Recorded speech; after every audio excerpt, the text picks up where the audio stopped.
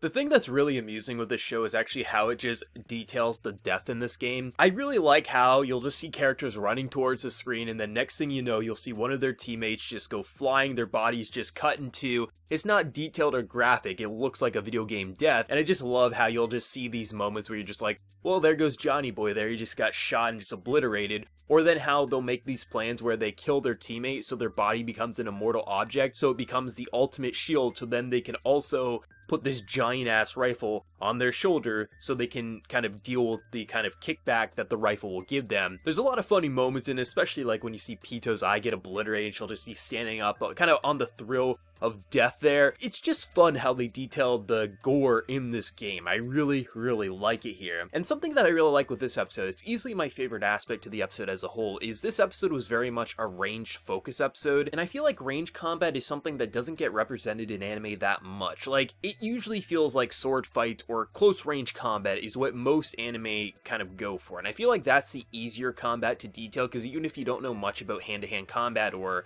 sword play or anything like that, it's easier to fake it and make it look like you know what you're doing than if you have more detailed range combat, because then it's more easy to mess up and it's more easy to make it seem boring and like nothing's happening. But I thought the whole idea between M and Boss there, it was actually a really cool tactic with how they were doing it. It's just a very interesting fight with how they were being more stealthy, how they were kind of being aggressive, and just how the fight kind of went down overall. And I really like how they did end up killing their teammate. It was part of their plan so they could handle this anti-tank rifle to blast away M's shield, which was his kind of ultimate line of defense there. I thought the way they detailed that fight was actually one of the more unique fights that Gun Gale Online has had in this alternative version of SAO. It would have been very easy to detail that fight in such a way that it was just boring, nothing happened, and there was a lot of just standing still moments where they were sitting kind of planning what they were going to do, M trying to figure out why they weren't attacking or what they were doing ultimately, and just the way M and his team was kind of like using the bullet lines to force people to move one way and then M would take the shot.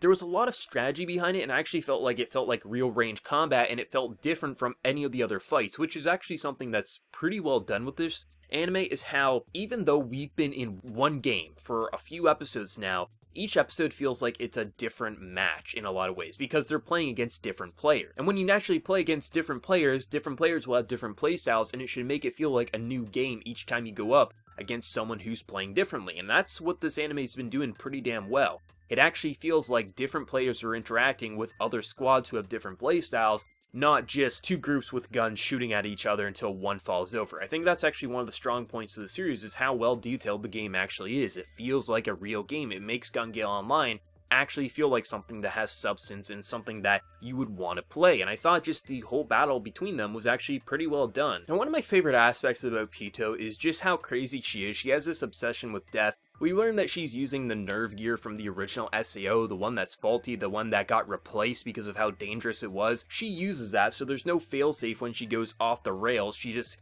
gets to kind of be in her blissful state of death and carnage and just what the hell's wrong with her. But also how she's using the lightsaber that Kirito used in the second SAO. Like, Pito to me is like the ultimate representation of a Kirito fanboy or fangirl, and how it could easily go wrong. Like, she just has the most unhealthy obsessions to things that probably shouldn't be obsessed over. But I have to say, the way she was cutting through the wall there with the lightsaber is actually pretty cool, and it actually made her look menacing, and that's something that Pito is menacing. I like how she's a character who actually makes sense with how she fights. Like, if you remove the crazy aspect from her, the fact that when in the beginning of the episode there's a team trying to kind of team up with her, and she's like, no, I don't want a team, I already made a deal with these, but we'll have this gentleman's honor here, and we won't attack each other until the next scam, and as soon as they turn their back, Pito shoots them. That makes sense. I'm glad she did that, because most of the time when you have stories, it's like, well, you're obviously gonna have to fight them anyway. It's not like you get anything by letting them peacefully walk off and kind of dealing with that. Like, just shoot them in the back of the head. And she does that. Like, that's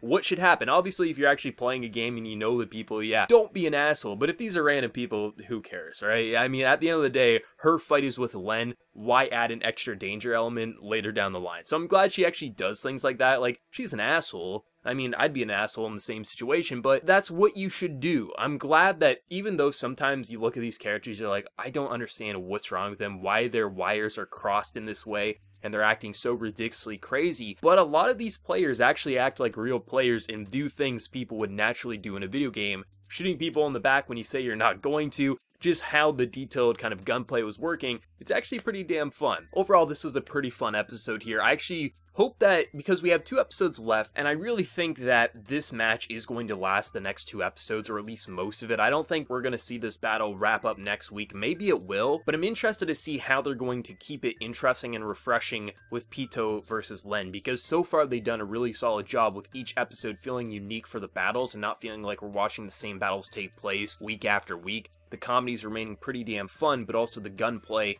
is feeling interesting and refreshing, but I'm really interested to see how that fight between Len and Pito is going to go down. They don't have any more of the smoke that she can cloud herself in anymore, so that'll be pretty interesting to see how it's going to go down just overall. But once again, a pretty fun episode. I'm really excited to see where episode 11 is going to go and how this fight's going to go down. But let me know what you're feeling. Did you love it? Did you hate it? Your favorite moment? Let me know down in the comment section below, and if you enjoyed the video, remember to leave a like, and if you're new, also be sure to subscribe. So until next time, everyone, please take care and have a good one.